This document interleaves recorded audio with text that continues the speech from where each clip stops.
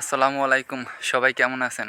তো আপনারা সবাই জানতে চাইছেন যে বর্তমানে পানের বাজার কী রকমের চলে? আসলে বর্তমানে পানের বাজার একদম কম। এই যে পানগুলো দেখতে পারছেন, দেখছেন যে কত বড়, বড় পান। কিন্তু কাজ হবে কি? এগুলো সর্বোচ্চ ৳20 ৳22 বিরে বিক্রি করি আমরা। তো যারা কিনে খান তাদের একটু বেশি দাম দিয়ে কেনা লাগে। কিন্তু আমরা যখন বেচতে যাই তখন মনে করেন ৳20 থেকে ৳22। এই যত বড় পানই হোক 20-20 টাকার উপরে কোনো পান নাই বর্তমানে।